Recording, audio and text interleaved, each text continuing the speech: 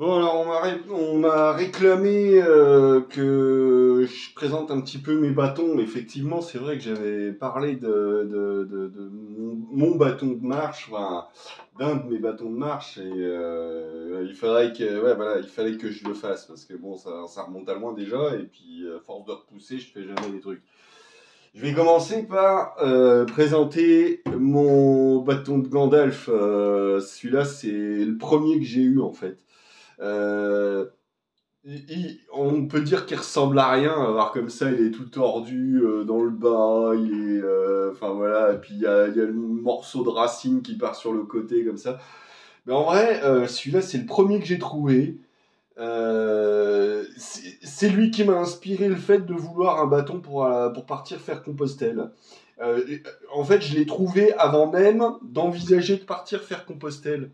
Et du coup, bah, c'est quand au moment de partir, c'était l'évidence même, c'était celui-là qu'il me fallait, quoi. C'est-à-dire que je l'ai trouvé au bord d'un chemin, le chemin des vignes qu'on appelle là-bas sur le coteau de Massingy. Et en fait, bah, il était parfait hein, pour faire Compostelle. C'est vraiment the bâton que, voilà, bah, c'est un des éléments qui a fait que j'étais une vedette sur le chemin parce qu'il était trop bon mon bâton. Il était, voilà, c'est comme je dis, c'est mon bâton de Gandalf. Et alors bon, là, ça lui rend pas bien honneur parce que là, il m'arrive ici. Sauf que quand je suis parti, en vrai, il m'arrivait là. Il a un petit peu maigri en chemin, on va dire, hein, parce que, bah oui, parce que en fait, voilà, celui-là, c'était la première fois que j'avais un bâton, donc en fait, on voit pas forcément très très bien, mais il est brut. Il y a rien au bout pour le protéger. C'est vraiment le bâton tel qu'il était quand je l'ai ramassé, quoi. J'ai juste retiré un peu l'écorce, histoire que quand je le fais glisser dans ma main, ça blesse pas, ouais. Mais à part ça, voilà, il est comme il était quand je suis parti. Sauf que, bah, voilà, j'ai gratté au fur et à mesure pour pas laisser faire une espèce de pompon énorme comme il y en a certains qui ont laissé. J'en ai vu, moi, en arrivant là-bas. Les mecs, ils avaient leur machin, il était usé. Ah, bah ouais, ouais, super. Ils avaient laissé voir. Regardez, ce machin, c'est tout usé. Sauf qu'en fait, ça se prend dans l'herbe. C'est pour ça que je l'ai coupé. C'est galère. Parce que du coup, au lieu d'avoir une aide, ça devient une espèce de boulet à la cheville. Non, c'est chiant. Donc, non, non, je l'ai retaillé au fur et à mesure que j'avais besoin. Bon, en plus, là, il est tout fendu dans le bas. C'est pas pour rien, c'est parce que bah, quand je suis arrivé au bout de mon voyage, j'ai passé 15 jours à dormir, ouais, une bonne quinzaine de jours à dormir sur la plage, arrivé à Fisterra. Et bah, du coup, en fait, il servait de mât central pour le petit campement de mon pote avec qui j'étais sur place. Enfin, de mon pote, un gars que j'ai rencontré sur place, en fait. Avec qui j'avais bien sympathisé et donc on a passé 15 jours sur place, c'était des vacances, c'était la vie au grand air, la tempête et tout. Ouais, il faudrait que je vous raconte un de ces jours parce que ça c'était le voyage en lui-même, il faudrait que je vous raconte parce que c'était incroyable. Et puis les 15 jours que j'ai passé sur place avec le Krigou, il s'appelait Krigou le gars, ça aussi c'était une merveille, on s'est éclaté, c'était toute une aventure en soi. Hein. Donc voilà, ça c'est mon bâton de Gandalf, voilà, les présentations sont faites, je passe à la suite. Donc en fait ouais, moi je suis de la team un bâton. Hein. Les petits bâtons en alu à la con, là, j'aime pas. Moi, le principe, c'est un bâton, c'est voilà, c'est un truc, je peux le trouver dans la nature. S'il casse, et ben, j'ai juste à en recouper un autre, c'est faisable. Voilà, je fais avec ce que je trouve, quoi. C'est ça l'idée. C'est pas lâche tes thunes, lâche tes thunes, lâche tes thunes tout le temps. Non, c'est justement, moi, c'est lâche le moins de thunes possible. C'est comme ça, c'est comme ça que moi je vois la vie, quoi. Ça, c'est le bilan carbone, il est de zéro. Vous voyez ce que je veux dire? Ça, c'est juste un morceau de bois, je l'ai trouvé. La forme, elle était à peu près droite, et j'ai dit, bon, bah ça devrait le faire pour faire un bâton. Voilà, c'est comme ça que je vois les choses, moi. Je n'achète que vraiment quand je peux pas faire autrement. Sinon, si je peux fabriquer par moi-même, je fabrique par moi-même. Voilà, c'est comme ça que doivent se faire les choses. Moi, c'est mon point de vue. Hein. Oui, au fait, juste petite précision, j'avais déjà enregistré tout ça hier, alors bon, pas le même texte, hein, forcément, puisque j'improvise à chaque fois, mais bah, je me suis fait interrompre, non pas une, mais 2 fois, carrément, donc non, là, j'ai fait, non, là, c'est pas possible, faut que je recommence, donc voilà. Donc voilà ce bâton un petit peu tordu, certes, mais qui m'a bien rendu service, qui est pas mal. Il fait dans les 1m60, ou 1m50, 60, je sais plus. Bah oui, Mimi, si tu te fais tomber le bâton dessus, c'est normal. Enfin bref, ouais, il est un peu grand, mais en fait, c'est une bonne taille pour pouvoir servir de masse centrale pour mon Tipeee. Hein. C'est un de mes prototypes que j'ai développé au fil des années.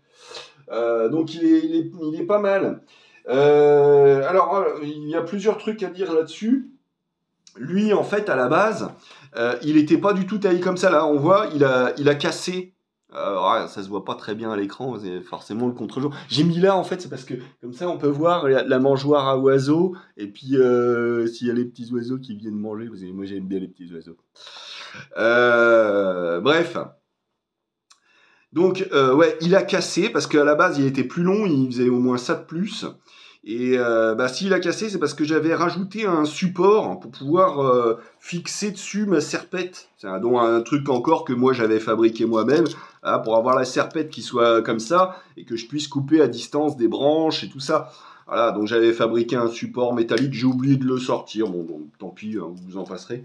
Voilà, donc, et le truc, c'est que bah, j'avais trop taillé dans le morceau de bois, si bien que bah, il a cassé tout simplement. Hein, voilà, une rando que j'avais emmené ma nièce, elle avait quoi? Elle avait 6-8 ans à l'époque, elle était encore toute petite, elle avait du mal à porter son sac à dos avec juste son sac de couchage dedans. Ouais, parce que bon, on a marché 2 jours quand même, hein, elle a fait le taf. Hein. Bon, c'était un souvenir, c'était mignon. Bon, plus jamais elle a voulu revenir en rando avec moi après ça, mais bon, elle en a gardé quand même un bon souvenir, donc c'est plutôt cool. Donc voilà, suite à ce petit désagrément du truc qui a cassé, bon, je l'avais juste retaillé vite fait, histoire que ça soit pas blessant dans la main, voilà.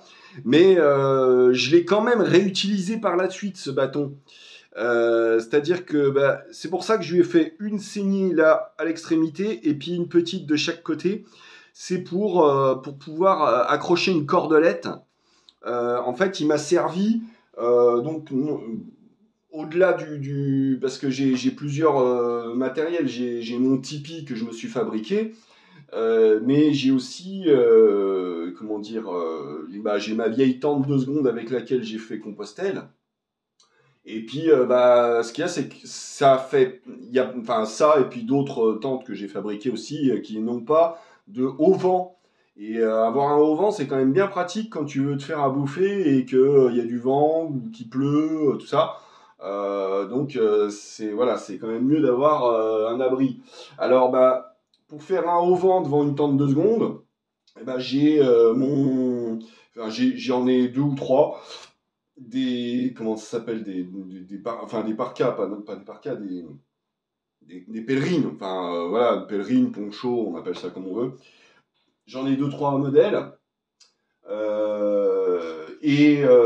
Donc bah, ce que j'ai fait, c'est que je me servais de mon bâton comme support pour tendre et faire un auvent qui soit un peu conséquent, qui permette voilà, de s'abriter en dessous. Et donc bah, la corde me servait à faire la tension du truc, faire le haubanage, voilà. Donc ça c'est un des éléments techniques de ce bâton. Un autre élément technique qui finalement ne m'a jamais servi, mais bon bah, c'est toujours pratique d'en avoir. Ça, c'est du scotch, tout simplement, bah, parce que bah, voilà, j'en décolle un bout, j'en ai besoin pour réparer un bout de truc, pour faire tenir quelque chose, voilà, bah, ça me fait ma petite réserve, ça s'abîme pas, ça mange pas de pain, ça pèse rien, et puis ça évite d'avoir à emmener un rouleau complet qui, lui, pèse sa mère lourd. Donc voilà, ça c'est un deuxième élément technique. C'est un autre truc important, donc pareil, comme avec le bâton Café Compostelle, je l'ai écorcé et puis je l'ai... Ah bah oui, bah, forcément, faut que Mimi, elle veuille sortir maintenant. Allez, dégage. Ma vieille. Donc je l'ai écorcé, je l'ai lissé pour que voilà, pour que ça glisse dans la main, qu'il n'y ait pas de risque de se blesser, d'avoir des ampoules et tout ça. Troisième élément technique, en fait, pour éviter, comme l'autre, qu'il s'use par la pointe, et ce que j'ai fait, c'est que je lui ai simplement rajouté, vous savez, les vis. D'un côté, ça fait une vis comme une vis à bois, et de l'autre côté, c'est une vis métrique sur laquelle on peut visser un écrou. Et ça sert pour fixer les colliers de plomberie, par exemple, dans les murs ou ce genre de choses. Donc, côté écrou, je fous des écrous. Comme ça fait de la matière à user.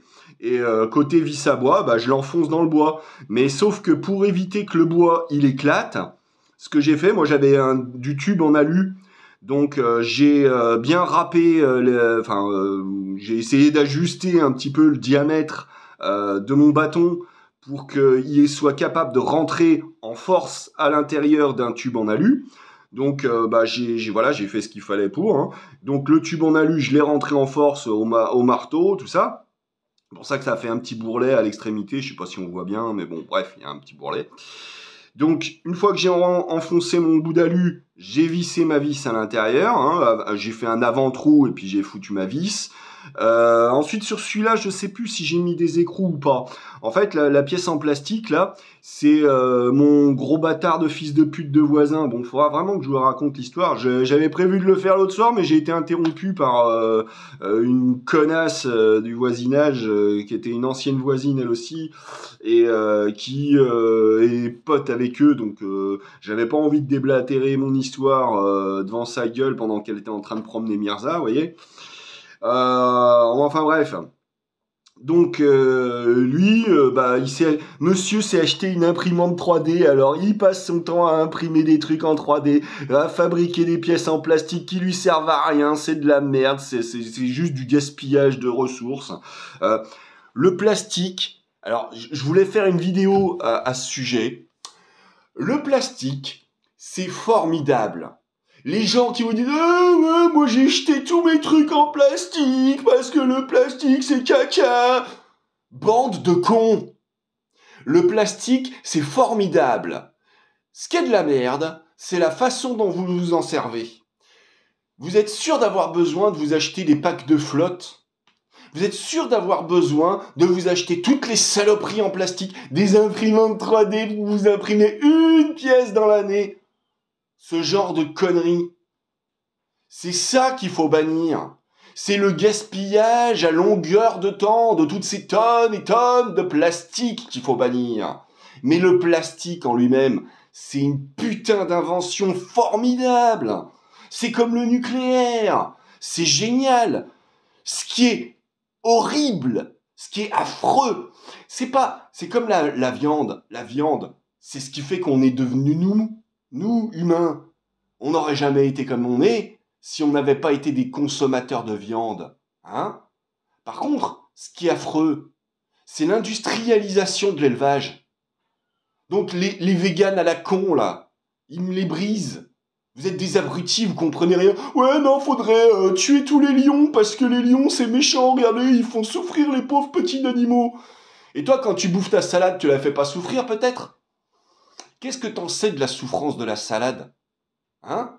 C'est pas parce qu'elle te le montre pas avec des petites larmes et tout. Qu'est-ce que t'en sais que la salade, elle souffre pas, fils de pute? Hein? Parce que voilà, c'est ça le truc, c'est que à partir du moment où on peut transposer nos propres sentiments sur les autres, c'est formidable, dis donc. Ah ouais, mais non. C'est pas... la vie, c'est comme ça. Il y a ceux qui mangent et ceux qui sont mangés, ok? Nous, en tant qu'humains, on a de quoi se poser ce genre de questions. Donc effectivement, on peut se demander ce qui est bien ou pas bien de faire. Ce qui est pas bien, c'est l'élevage industriel. C'est des hangars avec 2000 vaches enfermées à l'intérieur. Ça, c'est une monstruosité. C'est des hangars avec des dizaines de milliers de poulets enfermés à l'intérieur. Ça, c'est une putain de monstruosité. Ok? Voilà, c'est ça, la monstruosité. C'est pas le fait de manger de la viande. Vous voyez la différence? Pareil avec le plastique, pareil avec le nucléaire. c'est des inventions formidables. Ce qui est horrible, ce qui est monstrueux de notre part, c'est le gaspillage qu'on en fait.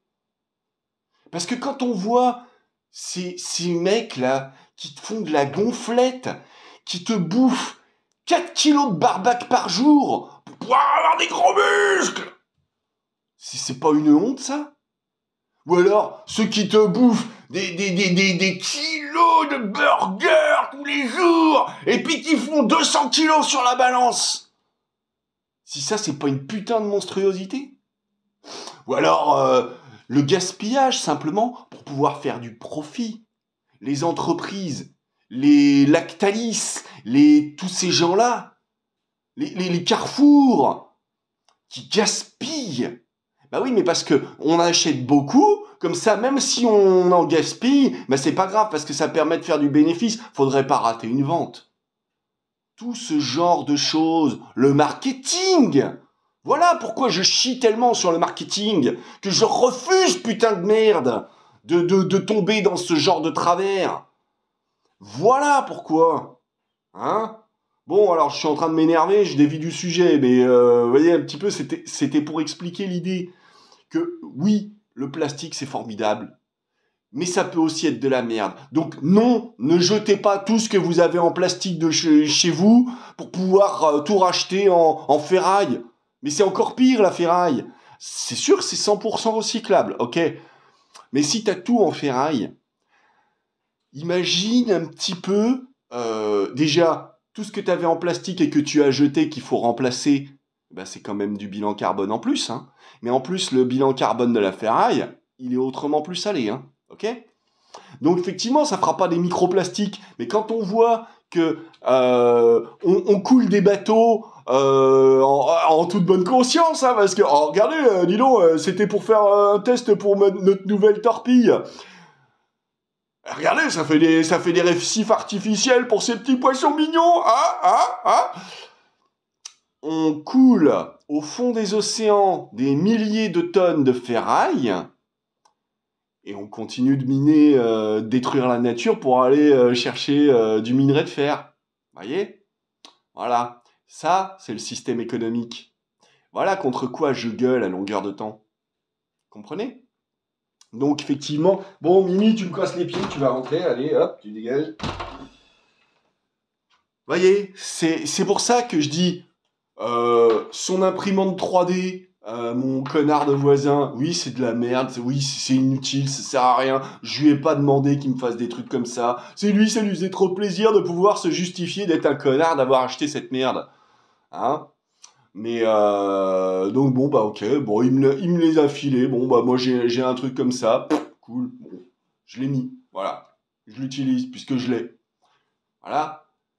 Du plastique, on en a tous chez nous, on l'utilise, et on l'utilise à fond, autant que possible, aussi longtemps qu'il est utilisable, parce qu'on l'a déjà, comme une bagnole. Elle a peut-être 50 ans, ta bagnole, mais si elle roule encore, et bah, plutôt que de la remplacer par une putain de bagnole électrique, et bah, tu continues de l'utiliser aussi longtemps que c'est possible de l'utiliser, parce que c'est toujours moins polluant que de faire construire une nouvelle bagnole, et puis dans 2 ans, t'en refais encore une autre, et puis tu prends une plus grosse bagnole à chaque fois, avec un plus gros moteur, et qui va encore plus vite, hein? Parce que, bah oui, mais comme ça, je réinvestis juste un petit peu à chaque fois, et puis au final, j'ai une bagnole de plus en plus chère, hein? C'est formidable, dis donc, hein?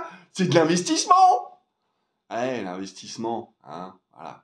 Vous voyez, tout ce genre de démarches économiques, c'est ça qui pourrit le monde. C'est ça la merde contre laquelle il faut lutter. Vous voyez? Voilà. Bon, j'espère que on voit bien que je fais pas bouger mes mains exprès pour pouvoir vendre mes bagues. Hein, non, c'est non. Non, non, merde, c'était qui excuse-moi, j'ai oublié ton nom, toi aussi. Décidément, j'ai du mal avec les noms. Non, non, non, c'était pas. Et je me suis pas moqué de toi en disant, en te répondant dans le commentaire. C'est juste que, bah non, c'est si t'avais vu mes précédentes vidéos, enfin, je crois que non, non, merde, faut pas s'imaginer que je fais des petits mouvements avec mes mains pour vendre mes bagouses. Là, dans la vidéo d'hier, c'était exprès pour illustrer le propos, mais voilà, en dehors de ça, non, là, c'était pour me gratter le nez, c'était pas pour montrer ma belle bague. Encore que, elle est tellement belle, oh putain, je l'admire, oh, j'adore ma bague, je l'adore. En plus, souvenir de Compostelle, donc voilà, souvenir de Compostelle que j'ai customisé, puis suite à ce que j'ai cassé la pierre qui était d'origine, c'était un onyx, une pierre noire jolie, c'est du verre volcanique, mais ça, malheureusement, ça casse. Bon, bref. Donc je reviens un petit peu à mes histoires. Donc voilà, j'ai poussé mon coup de gueule, hein, c'est bon, vous avez compris. Voilà. Mais bon, je vais en revenir quand même à cette histoire de bâton. Donc, vous avez compris, ça, le gainage en alu pour éviter que ça éclate, la vis à l'intérieur et bah, le patin en caoutchouc, histoire que ça... Parce que la vis, le problème, c'est que ça a tendance à glisser, notamment sur le bitume. Alors donc le caoutchouc, bah, lui, il redonne de l'accroche. Donc, et puis en plus, ça donne une espèce d'amorti qui est pas plus mal. Donc voilà. Donc ça, c'est le bâton numéro 2. Alors, il y a eu celui que je m'étais fabriqué pour repartir faire Compostelle, donc en 2020. Donc je l'avais fabriqué exprès. Alors lui, je l'avais fait dans du buis. Ouais, c'est vrai qu'on voit pas bien là. S'il y a des petits oiseaux, on les verra même pas. J'ai envie de voir les petits oiseaux, moi. Hop, parce que si on voit mes grosses fesses devant, enfin mes grosses fesses, mes petites fesses. Hop là, voilà. Donc je disais quoi je disais que ah oui tiens, regardez, j'ai eu mon cul. Moi je l'adore mon Jeep, je le kiffe. Ouais d'ailleurs je suis en train d'en faire un autre là, tiens, j'ai fait ça hier soir. C'est une petite blague en passant. Donc oui je disais. Oui, parce que j'arrive pas à bosser en ce moment, mais bon, il faut bien que j'arrive à me bouger un peu le cul, donc voilà, je me force à faire des trucs, ça m'occupe. Hein, donc, je disais que... donc, ouais, j'avais refait un bâton quand je suis parti en 2020, que je voulais me refaire Compostelle, mais que, bah, manque de bol, c'était l'époque du Covid, donc voilà, hein, ça m'a foutu la merde, ça m'a fait chier. Et donc ce bâton-là, il était donc dans une grande perche en buis. Alors avec l'extrémité, en fait, ça faisait une espèce de pommeau. C'était joli, c'était sympa.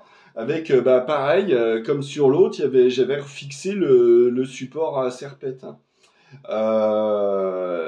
Et inclus justement dans le pommeau. Ouais, ce coup-ci, c'était encore mieux foutu parce que le support à serpette, au moins, il était... Parce que comme c'est métallique, c'est moi qui l'ai fabriqué, le support à serpette. Donc comme c'est métallique, bah, ça peut être blessant. Voilà. Donc moi, je l'avais inclus dans la partie un peu plus grosse à l'extrémité de la perche de buis. Comme ça faisait que c'était voilà, moins dangereux, on va dire, entre guillemets. Enfin bref. Donc, sauf que le buis, bah, c'est lourd et c'est cassant. Et bah, ce qui devait arriver arriva. Alors, je passe sur les détails, mais en gros, ouais, je l'ai pété en petits morceaux, mon putain de bâton. Bon, bah, tant pis. Mais après être revenu, en fait, l'été qui a suivi, je l'ai cassé. Bon, voilà, comme ça, c'est la vie. Par contre, qu'est-ce que je pouvais dire d'autre donc oui, lui, il était trop lourd, le buis, c'est pas une bonne idée. Ça, c'est du noisetier. Les autres, je sais pas trop en quoi ils sont. Le second que j'ai montré, je pense que ça doit être aussi du noisetier. Je sais plus si je l'ai coupé moi-même, je me rappelle plus de celui-là. Enfin bref, le premier, lui, je l'avais trouvé, il était simplement, bah, c'était un arbrisseau mort, bah, j'ai récupéré, je l'ai arraché du sol, limite, je sais plus, où il était peut-être déjà à moitié arraché du sol. Ça, par contre, c'est moi, je l'ai choisi, j'ai vu une belle perche bien droite, hein, parce que franchement, il est quand même plutôt bien droit, celui-là. J'ai vu une belle perche bien droite en noisetier. derrière ma banque, donc je suis allé l'accueillir et je suis très content. Il est un tout petit peu fin en diamètre par rapport au premier que j'avais, là, celui que j'avais fait, mon bâton de Gandalf. Un petit peu fin, mais bon, ça le fait. C'est pas mal comme ça. Alors lui, donc même principe, il a l'extrémité donc gainée en alu avec. Alors là, par contre, celui-là, c'est du. Tiens, un cheveu qui se balade. C'est du plus fin en diamètre la vis là. L'autre c'était du diamètre 8, là c'est diamètre 6. Alors pareil, le voisin qui m'avait fait des bouts de trucs en caoutchouc. Bon, là il a bien vécu le bordel, il est bientôt au bout de sa vie là. J'avais fabriqué à la base des extensions pour avoir plus de parties à user. En vrai, ça s'use quand même vachement lentement. Et puis, en fait, ça le fait pas parce que ça faisait trop long. Et donc, avec les chocs, ça finit par se tordre. Donc, j'ai laissé tomber cette affaire-là. Ce que j'ai fait, c'est que par contre, j'ai mis des écrous pour pouvoir avoir plus de matière à user, quoi, hein, tout simplement, que ça dure plus longtemps. Voilà. Donc là, en fait, les écrous, je crois qu'ils sont même pas encore entamés. C'est directement le caoutchouc. C'est encore que le caoutchouc. Ouais, c'est ça. Hein. Ouais. Le caoutchouc, lui, il est fixé voilà, directement sur la pointe, vissé. Voilà. Et puis, pour l'instant, j'en suis encore que là. Donc voilà, le gainage en alu, la vis, les écrous, le bout de patin en caoutchouc, et donc pour passer à l'autre côté, je vais de revisser mon truc quand même. Voilà, c'est vissé, c'est pas encore vissé, c'est... Oui, oh là je crois, je dois être à fond. Je suis à fond. Et donc l'extrémité... Alors en fait, ça c'était en prévision que ça puisse me servir lors de mon périple. Et en fait, ce qu'il y a, c'est que, de mes périples, hein, mon périple, mes périples. Cette petite cordelette là, c'est du Dynama, d'Animage, je sais plus comment on dit. Enfin, c'est du très très costaud. Et puis en plus, alors tout en étant très très fine, elle a aussi une partie réfléchissante. Donc avoir une partie réfléchissante en haut de son bâton, je trouve que c'est plutôt une bonne idée. J'avais fait un trou pour pouvoir la glisser. Alors j'ai fait une toute petite mini pomme de Touline, hein, pour ceux qui savent ce que c'est une pomme de Touline, vous voyez, je sais pas si on voit bien. Ça fait pas le point, c'est chiant. Enfin bref, bon, c'est une pomme de Touline miniature. Comme ça fait une partie bloquée à l'extrémité. Donc je l'ai joliment enroulé. Alors c'est vrai que c'est un petit peu chiant à faire, surtout quand il y en a aussi long à enrouler autour. Bon, voilà. Donc ça, c'était au cas où j'en ai besoin. Ça m'a déjà servi en fait parce que pour pouvoir faire une corde à linge par exemple. Mais en fait, je sais plus. Mais si ça se trouve, c'est peut-être bien avec celui-là que je suis parti refaire Compostelle. Ah bah je sais plus, il faudrait regarder sur les vidéos. Ah, j'ai un doute là, je ne sais plus. Enfin bref.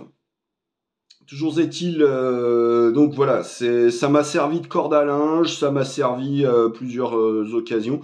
Donc là, j'ai bien arrondi l'extrémité, pareil, pour pouvoir m'en servir de main. Vous les voyez, tous les petits oiseaux là.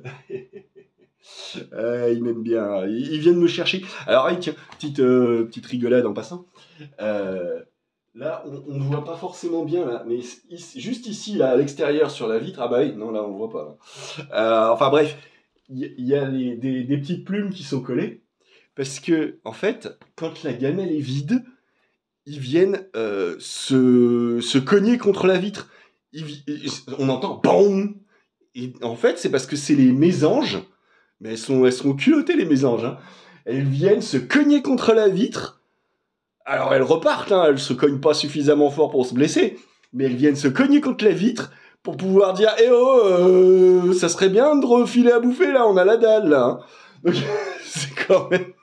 Ces petites bêtes, elles me font trop rigoler, moi. Moi, je suis amoureux de la mignonnerie. Hein, voilà, moi, je craque, moi. Les petits chats, les petits oiseaux, moi, c'est mon petit cœur, ils font, moi, quand c'est comme ça.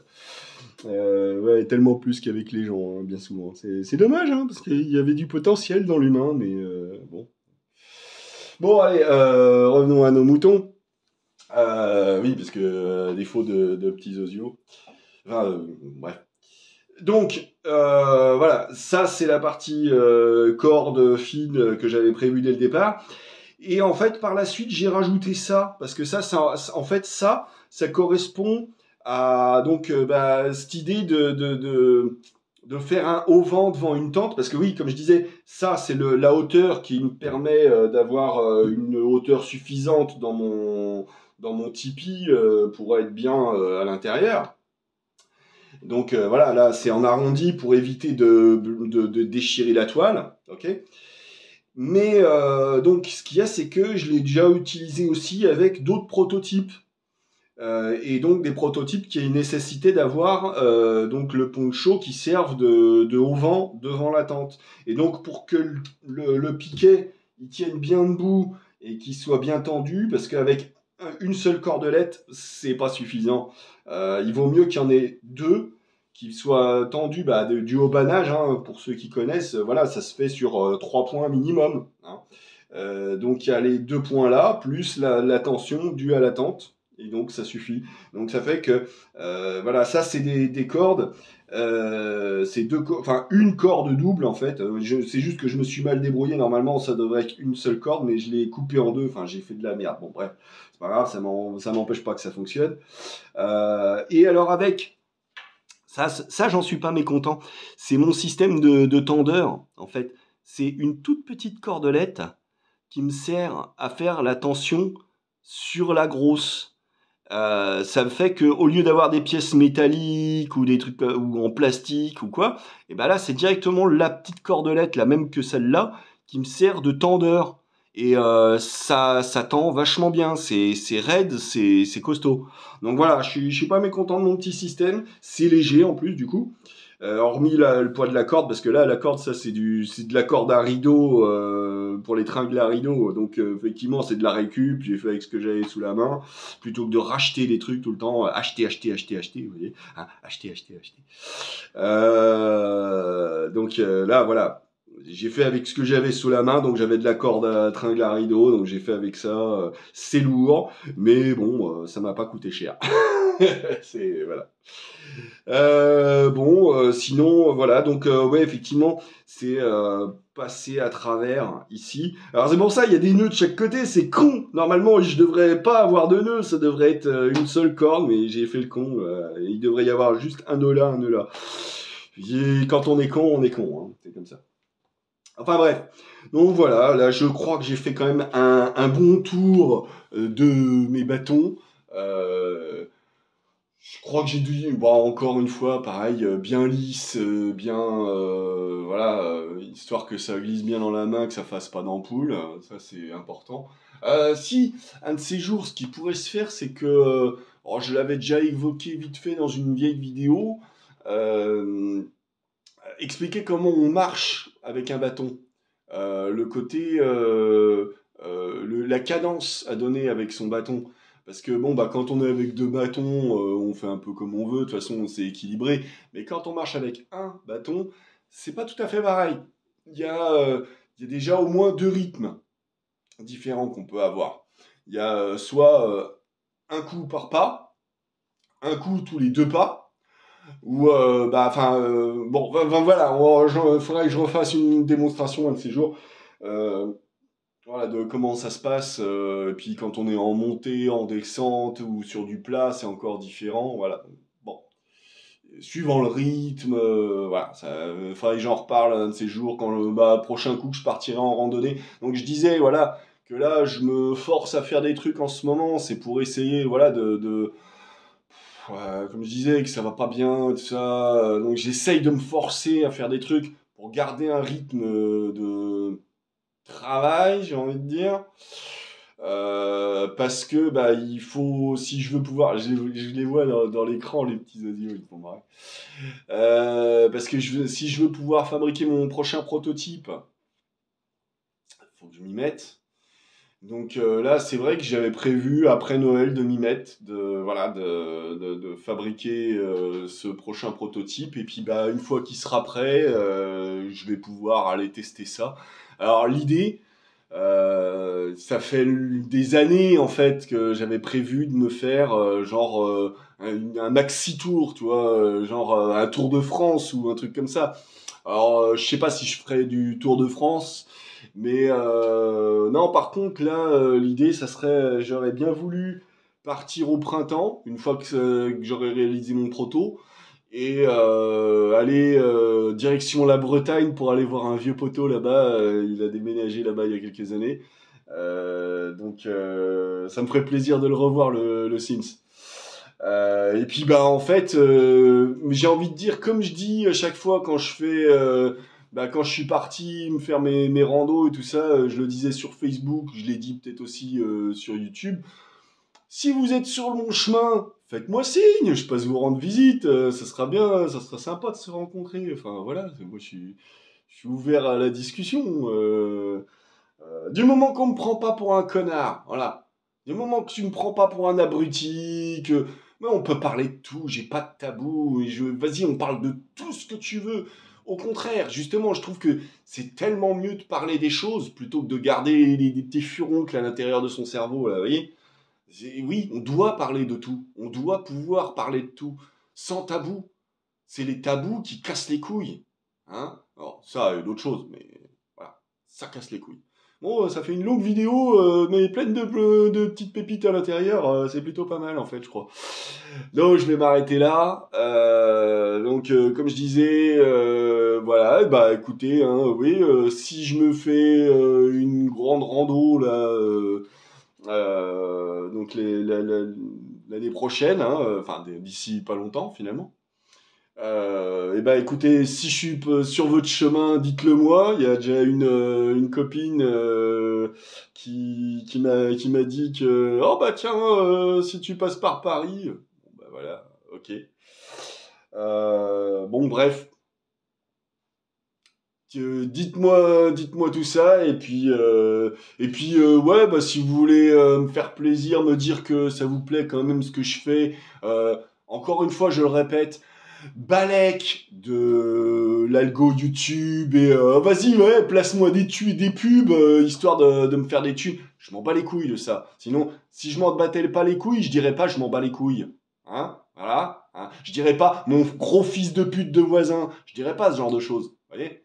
Donc non, je m'en bats les couilles de tout ça. Moi, c'est pour me faire plaisir à moi, pour me dire si ça vous fait plaisir ce que je vous raconte, même si vous n'êtes pas d'accord avec ce que je dis, mais dites-le moi. Même prenez pas pour un abruti. Vous voyez, c'est ça qui me casse les couilles, moi. C'est quand on mais non, mais attends, mais trop pas, mais t'as pas compris quoi.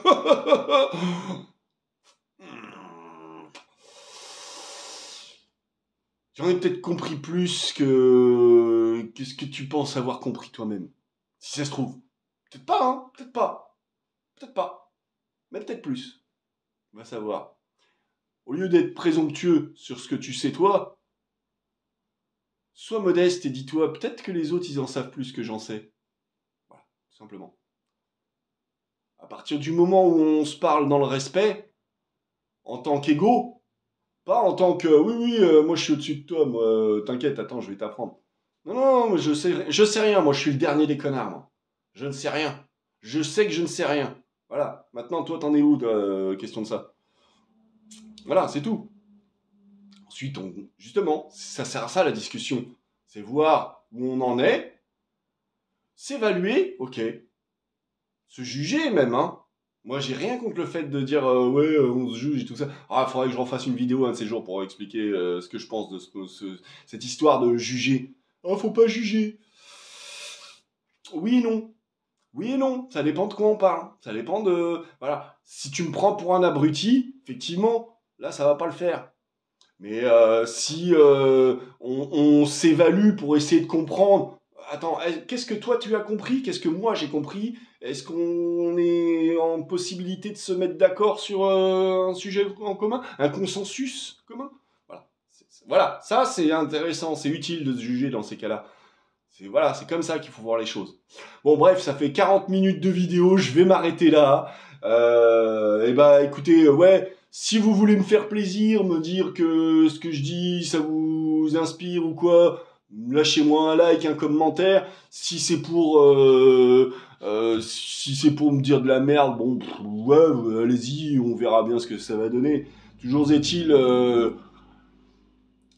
je vais pas sucer l'algo YouTube ou mes followers, non, c'est pas le délire. Hein.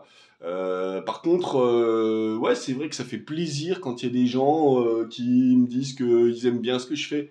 Donc, bah, si ce que je fais, ça vous plaît, eh bah, dites-le moi, ça me fera plaisir. Voilà, c'est tout ce que je peux vous dire. Allez, ciao les gens, à bientôt.